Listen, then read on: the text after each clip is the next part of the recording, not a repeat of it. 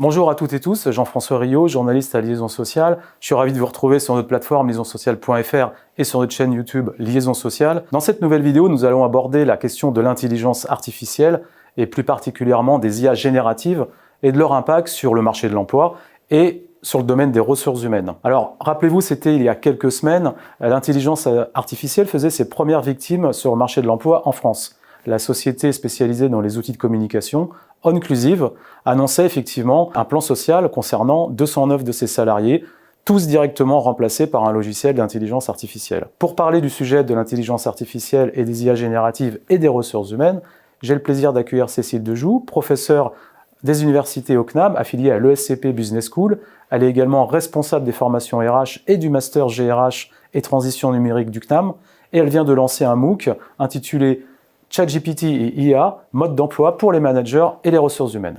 Bonjour Cécile Dejoux, merci d'avoir accepté notre invitation et de nous recevoir ici au CNAM. Alors pour parler des IA génératives, alors en quoi ces fameuses IA vont-elles transformer le monde du travail et en particulier le domaine des ressources humaines?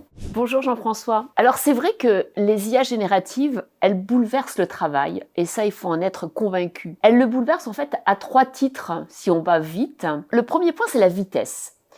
La vitesse parce qu'en fait, il y a énormément, avec ces IA génératives, de possibilités de changer l'automatisation, l'individualisation, la création de contenu et aussi l'assistance au travail. Et ça va très vite. Alors en tant que manager, collaborateur ou RH, comment allons-nous concurrencer, réagir face à cette vitesse? Est-ce qu'en fait on va tenir le rythme ou pas? Le deuxième critère, c'est la confiance. Alors pourquoi je dis ça? Parce que ici au CNAM, on est dans un endroit où on a un musée extraordinaire, qui est le musée de la conservation des objets.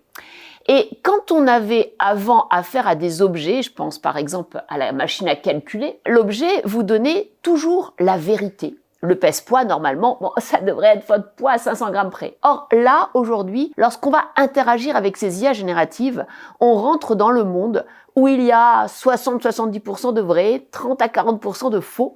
Et donc l'objet ne va plus être la vérité en tant que telle. Et c'est un vrai sujet par rapport à la confiance en la machine qu'on va devoir appréhender. Et puis le troisième point, c'est comment rester à jour. Il y a tellement d'objets, tellement d'outils qui sont aujourd'hui très intéressants, palpitants, voire transformants. Comment, en tant que manager collaborateur, peut-on avoir l'information, avoir le temps d'apprendre à les utiliser et le temps d'être optimum, d'être bon dans la valorisation de ces outils. Donc je crois vraiment qu'il y a ces 3 points, la vitesse, la confiance et l'appropriation qui sont déjà des jalons à poser. Alors dans ces conditions, est-ce qu'on peut dire que ces IA génératives sont des opportunités pour les managers et les professionnels des RH? Oui, c'est une magnifique opportunité. Et en même temps, il y a des vrais dangers, des dangers qu'il faut connaître pour les éviter. Je pense au plus grand danger, qui est le danger, en fait, de l'épuisement psychique.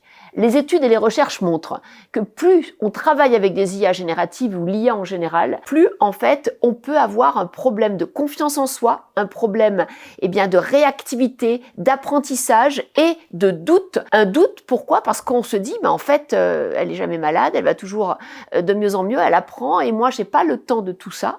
Et nous sommes des êtres humains avec nos limites, nos fragilités. Et je crois que ce qui est important, c'est à la fois d'apprendre à être IA compatible, savoir quelles sont les compétences pour maîtriser les IA et les IA génératives, mais en même temps équilibrer notre temps vers des compétences que j'appelle des compétences de centrage, le care management, pour reprendre le pouvoir sur ce qui fait notre humanité, la mémoire, l'attention, le fait qu'on va gérer notre temps, on va gérer nos priorités, et c'est à cette seul équilibre qu'on pourra vraiment rester employable. Il faut faire les deux en conscience. Alors justement, Cécile Dejoux, est-ce qu'on peut donner quelques clés au RH pour gérer justement, anticiper cette transformation globale qui arrive?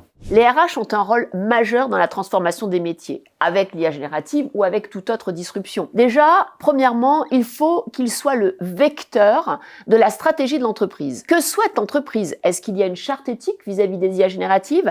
Est-ce qu'il y a des do's et des don'ts? Ce qu'on a le droit de faire? A-t-on le droit d'utiliser ChatGPT ou pas? Ce qui est recommandé, mais dans des espaces spécifiques, par exemple des labs d'innovation. Donc, je crois que déjà, ce sont des courroies de transmission pour rappeler le cadre.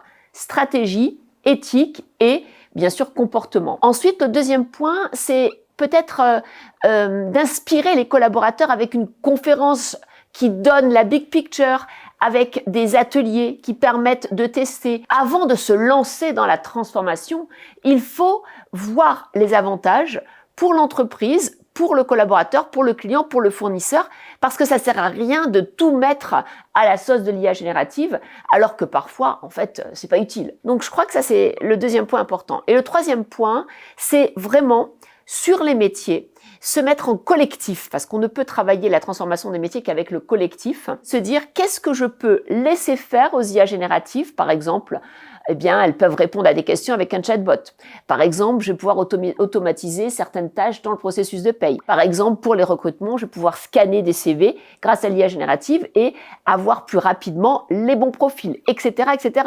Par exemple, pour la formation, je vais faire des vidéos et je vais améliorer le son avec des IA génératives, ou je vais faire de la doublure, ou je vais faire de la traduction. Donc, vraiment, sur certains métiers, se dire quelles sont les tâches que je laisse aux IA génératives, quelles sont celles où elle va m'assister, je vais faire avec elle et ça va être beaucoup plus simple. Quelles sont celles où, au contraire, eh bien, je vais générer de la valeur ajoutée et grâce à elle, je vais pouvoir faire des choses nouvelles. Et ça, c'est passionnant parce que l'ultime objectif de l'IA générative, c'est quand même l'automatisation, la personnalisation. Et ça, faut bien réfléchir à, eh bien, à la valeur ajoutée de l'homme, alors qu'en fait, certaines tâches pourront être automatisées et individualisées. Donc, c'est vraiment ces trois temps: stratégie, test and learn, transformation des métiers, en lâchant sur certaines tâches et au contraire, en reprenant le pouvoir sur d'autres. Merci beaucoup Cécile Lejoux. Merci beaucoup Jean-François. Merci, et puis quant à nous, on se retrouve très prochainement pour une nouvelle vidéo sur notre plateforme liaisonsociale.fr et sur notre chaîne YouTube Liaison Sociale.